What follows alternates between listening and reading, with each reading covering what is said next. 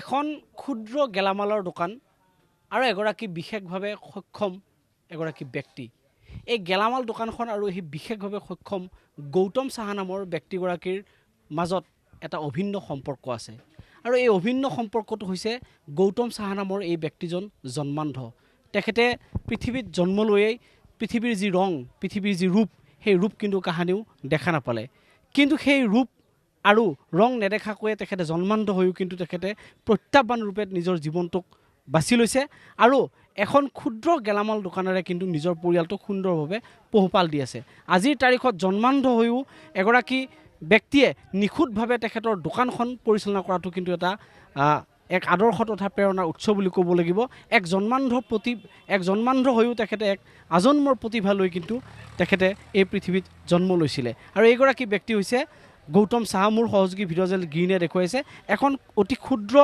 গেলামালৰ দোকান তেখেতে আজি কেইবা বছৰ ধৰি এই গেলামালৰ দোকানখন চলাই আছে আৰু তেখেতৰ গেলামালৰ দোকানত উপলব্ধ সকলো সামগ্ৰী তেখেতে অনায়াসে নেদেখাকৈয়ে সকলো সামগ্ৰী জুখিব পাৰে আৰু গ্ৰাহকক যি বস্তু লাগে সেই অনায়াসে দিব পাৰে এয়া সহযোগী ভিডিঅ'জেল গ্ৰীণে দেখুৱাইছে চাওক এয়া সুন্দৰকৈ তেখেতৰ দোকানখনত এয়া দালি বুট চাহপাত অন্যান্য ধৰণৰ যি নিত্য প্ৰয়োজনীয় খাদ্য সামগ্ৰী এই খাদ্য সামগ্ৰীখিনি পোৱা যায় আৰু এই খাদ্য সামগ্ৰীখিনি সুন্দৰ ৰূপত তেখেতে নেদেখাকৈয়ে তেখেতে জুখি মাখি গ্ৰাহকক দিব পাৰে সঁচাকৈ ক'ব লাগিব যে এইগৰাকী ব্যক্তিয়ে জন্মান্ধ হৈ নিজৰ জীৱনটোক এক প্ৰত্যাহ্বান ৰূপে গ্ৰহণ কৰিছে আৰু এই জন্মান্ধটোক আঁতৰাই তেখেতে কিন্তু নিজৰ জীৱনটোক এক সুন্দৰভাৱে পৰিচালনা কৰি আজিৰ তাৰিখত এক সুন্দৰ নিদৰ্শন দাঙি ধৰিছে কিন্তু অতি দুখ আৰু পৰিতাপৰ বিষয় এইটোৱে যে এইগৰাকী জন্মান্ধ গৌতম সাহাই চৰকাৰৰ ফালৰ পৰা কিন্তু কোনো ধৰণৰ আৰ্থিক সাহায্য পোৱা নাই তেখেতে এই ক্ষুদ্ৰ এই দোকানখনৰ জৰিয়তে কিন্তু নিজৰ পৰিয়ালটোক পৰিচালনা কৰি আহিছে বা পোহপাল দি আহিছে মই গৌতম সাহাৰ পৰা জানিব বিচাৰিম কিছু কথা দাদা আপুনি কিমান দিন ধৰি এই দোকানখন চলাই আছে আজি মোটামুটি 7 বছৰ হ'ল হয় আপোনাৰ দোকানত কি পায় তেল দালি হালদি চালদি মছলা এইগিলা পায় আপুনি যে বস্তুবিলাক জুখি মাখি দিব পাৰে আপুনি কেনেকৈ দিব পাৰে এইটো চব আন্তাজত হেৰি কৰোঁ কাটাটো ধৰোঁ কেতিয়াবা ধৰি হেৰি কৰি দিওঁ মোৰ যদি সম্ভৱ হয় আপুনি এটা যিকোনো বস্তু জুখি দেখিব পাৰিব নেকি বুট অলপ জুখি দেখুৱাওকচোন বাৰু বুট অলপ আপুনি আধা কিলো বুট জুখি দেখুৱাওক মোৰ সহযোগী ভিডিঅ'জেল গ্ৰীণে প্ৰাগ নিউজৰ দৰ্শকক দেখুৱাই আছে চাওক এয়া হাতত তেখেতে দগা পাল্লা লৈ এয়া বুট জুখিবৰ কাৰণে নে আপুনি আপোনাৰ বস্তুৰ পৰা লৈ যাওক আপুনি যি দোকানত আপোনাৰ সামগ্ৰী আছে তাৰ পৰা আপুনি আপুনি দেখুৱাই দিয়ক এয়া তেখেতৰ দোকানত উপলব্ধ যিকোনো সামগ্ৰী এবিধ তেখেতে জুখি প্ৰাগ নিউজৰ দৰ্শকক দেখুৱাই আছে এয়া চাওক সুন্দৰভাৱে তেখেতে এয়া বুট এয়া হাতত তুলি লৈছে আৰু এয়া পলিথিনত তেখেতে ভৰাইছে আৰু আধা কিলো তেখেতে বুট মোক জুখি দেখুৱাব প্ৰাগ নিউজৰ দৰ্শকক জুখি দেখুৱাব সঁচাকৈ এক বিৰল প্ৰতিভা বুলি ক'ব লাগিব এইগৰাকী জন্মান্ধ গৌতম সাহাৰ সঁচাকৈয়ে এক প্ৰশংসনীয় কথা বুলি ক'ব লাগিব এক সুন্দৰ প্ৰতিভা এক আজন্মৰ প্ৰতিভা লৈ এগৰাকী ব্যক্তি আছে চাওক এয়া নিখুঁতভাৱে তেখেতে হাতত দগা পাল্লা লৈ এয়া জোখমাখ কৰি আছে আধা কিলোৰ দগা এটা ইতিমধ্যে লৈছে আৰু আনটো পাল্লাত এয়া বুট লৈছে এয়া চাওক সুন্দৰভাৱে এয়া বুট জুখি দেখুওৱা দৃশ্য মই প্ৰাগ নিউজৰ দৰ্শকক দেখুৱাই আছোঁ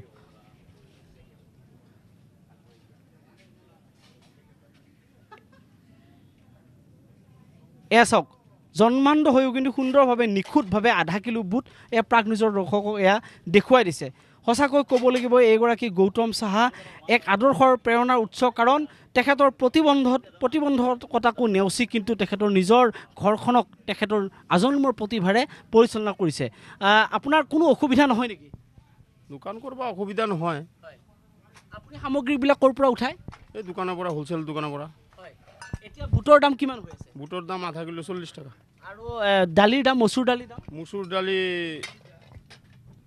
95 টকা কিলো আপোনাৰ দিনত কিমান বিক্ৰী হয় আপুনি সদায় বহেনে এই বজাৰখনত সদায় বহোঁ তাৰমানে এতিয়া বিক্ৰী কমি গ'ল লকডাউনৰ কাৰণে বিক্ৰী নহয় ইমান বেচা বিক্ৰীও নহয় মানুহো নাহে এতিয়া আমাৰ অলপ হাৰাশাস্তি হৈছে তাৰমানে আপোনাৰ কোনোবাই চৰকাৰী কিবা সহায় সাহায্য পাইছেনে নাই সাহায্য মই এতিয়ালৈকে পোৱা নাই ইমান বছৰ হ'ল আজি 41-42 বছৰ হ'ল মই এতিয়ালৈকে একো সহযোগিতা মই পোৱা নাই আপুনি পইচা পাতিবিলাক দিলে কেনেকৈ অনুমান কৰে কিমান টকীয়া নোট দিছে বা কি দিছে তোমাৰে কৈও দে কিছুমান আন্তাজো পাওঁ আপোনাৰ হাতত এতিয়া যিকোনো এটা নোট আপোনাৰ হাতত দিলে আপুনি গম পাবনে কিমান টকাৰ নোট এটা দিছে 200 500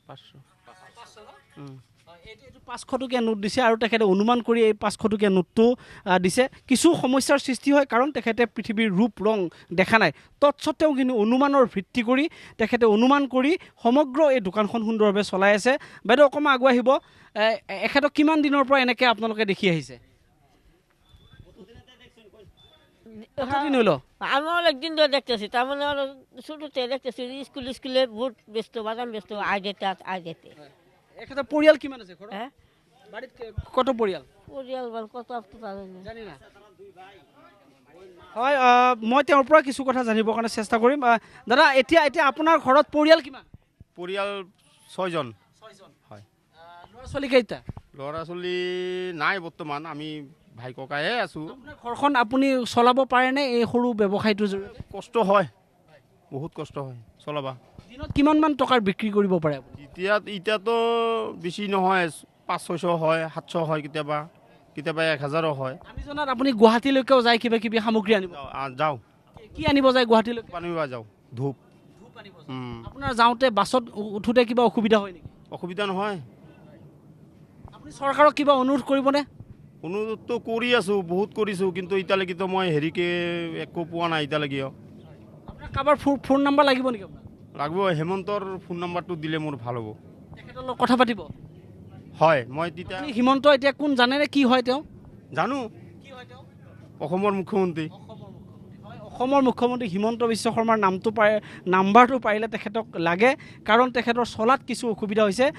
মই ভিতৰলৈকে সোমাই আহিবৰ কাৰণে চেষ্টা কৰিছোঁ। এইখন হৈছে টংলাৰ দৈনিক এখন বজাৰ, আৰু যিখন বজাৰত গৌতম চাহা নামৰ এইগৰাকী ব্যক্তিয়ে আজি প্ৰায় কেইবাটাও বছৰ ধৰি এই ক্ষুদ্ৰ ব্যৱসায়টো চলাই আছে, আৰু তেখেতে অনুমানৰ ওপৰত ভিত্তি কৰিয়েই সকলো সামগ্ৰী তেখেতে বিক্ৰী কৰি আহিছে। দাদা, কেতিয়াৰ পৰা এখেতক এনেকৈ দেখি আহিছে? বহুত বছৰ হৈছে, বহুত বছৰ। মোটামুটি 15-20 স্কুলত এনেকুৱাই হৈছে, 15-20 বছৰ। এখেতে যেতিয়া অহা যোৱা কৰে ঘৰলৈকে কিবা অসুবিধা দেখিছে নেকি আপুনি? অসুবিধাৰ সময়ত হয়, কেতিয়াবা মানুহে অলপ আগুৱাই দিয়ে, বা বেটাৰী গাড়ী চাৰি আছে, এতিয়া বেটাৰী গাড়ী ওলাইছে, লগ এজনক পালা, তাতে উঠি গুচি গ'ল, তেনেকুৱাই আৰু। পৰিয়ালৰ কোনোবা মানুহে আহি সহায় কৰি দিয়ে নে কেতিয়াবা? পৰিয়ালৰ মানুহ আহে কেতিয়াবা, চব সময় আহিব নোৱাৰে, কাৰণ ঘৰতো অসুবিধা থাকে, এই নিজে নিজে কেতিয়াবা লগ পায়। বিয়া বাৰু হৈছে নাই, হোৱা নাই, মানে পৰিয়ালটো তেনেকৈ এই দোকানখনত এনেকুৱাই চলি আছে। দাদা, কি ক'ব? ইমান কষ্ট কৰি এই মানুহজনে নিজৰ পৰিয়ালটো চলাই আছে, এখন দোকান চলাই আছে।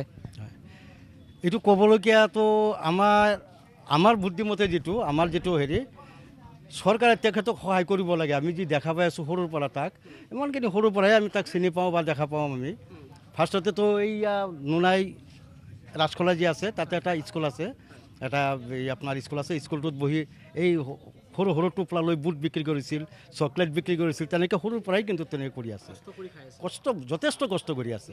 এই যে গধূলি বজাৰখনত আহে, তেখেতে আহি মাল চাল উঠাই দিয়াও মানুহ আছে, সহায় কৰে, নকৰা নহয়, কেতিয়াবা আমিও কৰোঁ। কিন্তু এইটো খুঁটাত এটা খুন্দা লাগিব, ক'ৰবাত পৰি যাব, কাৰোবাৰ লগত হয়তো লাগিয়ে যাব, কোনোবা মাইকী মানুহ হয়তো আছে, আমি যদি মানে তেওঁক যদি সাৱধান নকৰোঁ, মাইকী মানুহৰ লগতে খুন্দা খায়।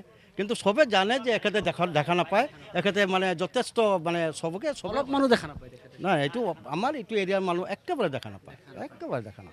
হয়, সঁচাকৈ ক'ব লাগিব যে চৰকাৰৰ ওচৰত আমিও মানে এখেতৰ হৈ আমি অনুৰোধ জনাওঁ, এখেতে যেন অলপ চৰকাৰে সহায়ৰ হাত এটা আগবঢ়ায়, তেতিয়া আমিও সকলোৱে ভাল পাম। হয়, নিশ্চিতভাৱে আচলতে চৰকাৰৰ এনেধৰণৰ ব্যক্তিক সহায় কৰাটো নিতান্তই প্ৰয়োজনীয়, এইকাৰণেই যে এনেধৰণৰ জন্মান্ধ বা বিশেষভাৱে সক্ষম লোকে ভিক্ষাবৃত্তিক আদৰি নলৈ কিন্তু নিজে স্বাৱলম্বিতাৰ এক নিদৰ্শন দাঙি ধৰিবৰ কাৰণে সক্ষম হৈছে। এইকাৰণেই যে তেখেতে কষ্ট কৰি হ'লেও তেখেতে অনুমানৰ ভিত্তি কৰি কিন্তু এখন ক্ষুদ্ৰ গেলামালৰ দোকান চলাই আছে, আৰু সঁচাকৈ আজিৰ তাৰিখত কৰ্মক্ষম লোকৰ কাৰণে এইগৰাকী জন্মান্ধ গৌতম চাহা আদৰ্শ আৰু প্ৰেৰণাৰ উৎস বুলি ক'ব লাগিব।